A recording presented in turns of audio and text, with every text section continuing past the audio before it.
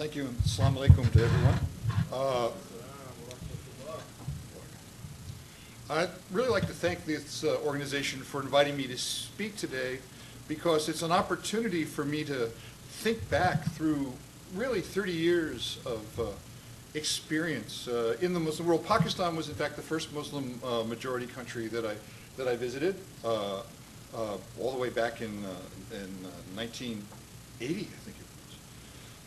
And it's where I learned most of the things that, for me, have formed the basis of my understanding of Islam. Now, there are a lot of people out there in the policymaking world who will tell you that what Islam needs is a reformation. And my response to that is, be careful what you wish for. If you look at what the Reformation was like in Europe, it was a time of great religious violence and what by any modern standard would be a time of religious extremism. And I might argue that there has been, in fact, a Reformation mindset within the community of Muslims, very similar to the Christian Reformation. It is rooted in the disciples, the modern disciples of Ibn Taymiyyah. It is rooted in, and it manifests itself in modern-day Salafi Islam and in Wahhabism. The Christian reformers and the Reformation in Europe sought to erase centuries of tradition in order to get back to what they saw as the pure Islam, the pure Christianity of the first generation of Christians.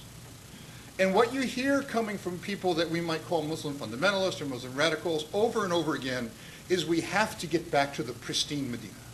We have to get back to the real Islam. Now, the problem with that is that there's 1,400 years of Islamic history. The history of Muslims involved in debate and discourse and various kinds of practice, of Sufis and poets and architects and thinkers and theologians. This is a mindset that wants to erase all of that. And that can be a very dangerous agenda. The Muslims who wish to do that reject that 1,400 years of Islam simply as innovation, as bid'ah.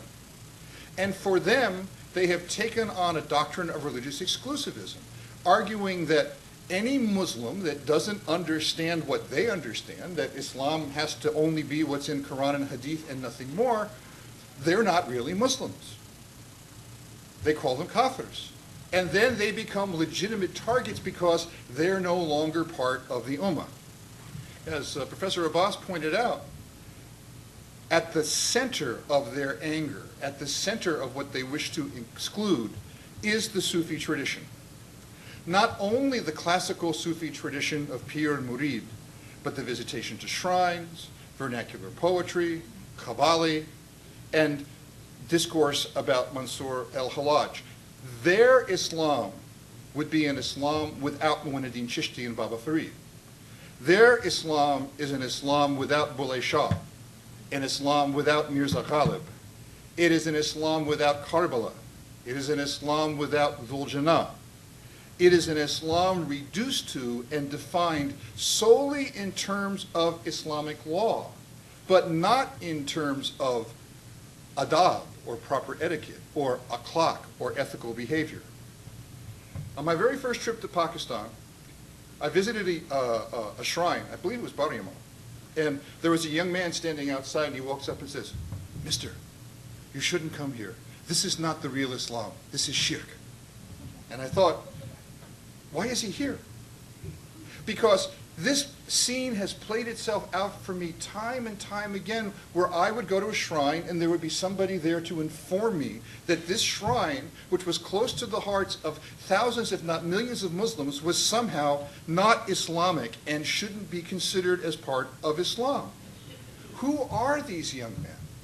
Well, over the years I've really thought about this, and it strikes me that these men tend to be men who are obsessed with trying to be really Muslim.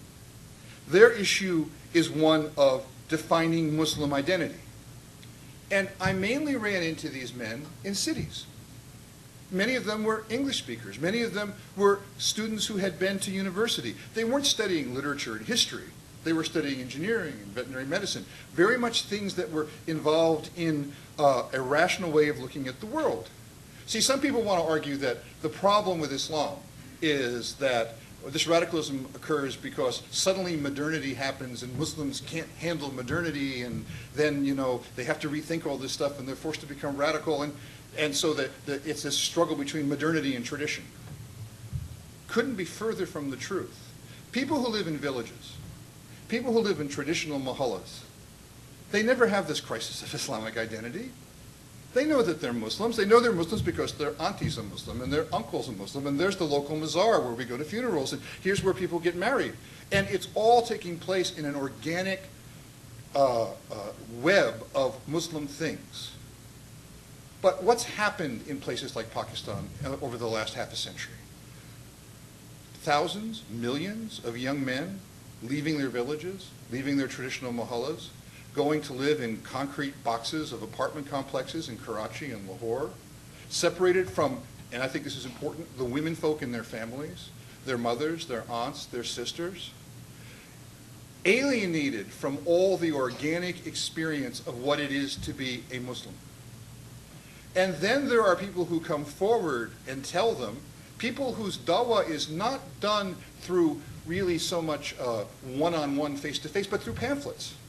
And they say, here's the real Islam. The real Islam is rooted in these texts, and we can break it down. It's all about this. It's about interest-free banking. It's about wearing a dupatta. It's about the length of your beard. It's a way of defining Islam not in terms of relationships between people, but instead a list of rights and wrongs and do's and don'ts. It's a very modern expression of Islam that attempts to say Islam, and I get this phrase from Maududi, who's at the core of a lot of this for South Asia. He says, Islam is a perfect scientific sociological system. This isn't the language of tradition.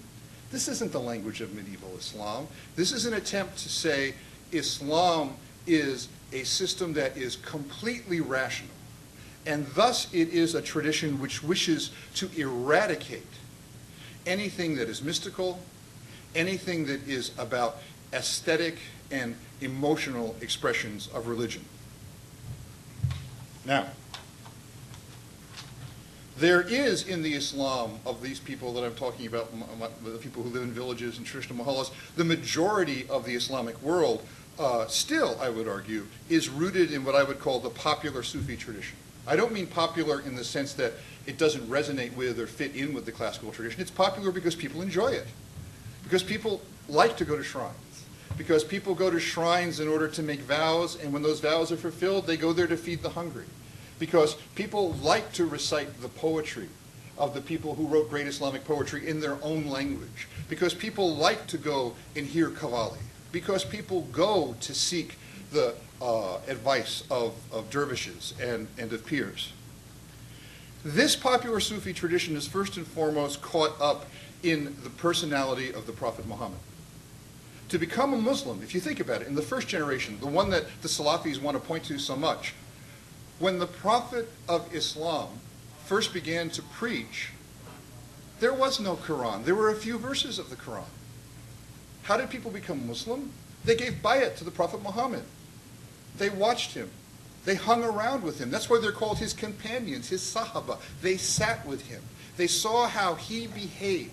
They learned how to be a good person by watching this good person be a good person. In its origin, Islam was not didactic. It was fluid. It was about akhlaq. It was about learning by being in the presence of the master. And as Islam spread, there were other people who are known in South Asia as the Awliya Allah, the friends of God, who were seen as the legitimate spiritual descendants of the Prophet, and the process was the same. Someone would come to a village and people would see, this is a really holy person. He fasts, he prays, he does miracles, he heals people, he solves disputes. And they said, how could I be like him? And along the way that led to, well, one thing about him is he has this religion, it's called Islam. But people didn't become Muslim overnight and get a pamphlet that told them everything to do to be Muslim, and then anything that was outside that made them a kafir. It was a process that took place over time. And what made you a Muslim was that organic sense of being part of a Muslim community.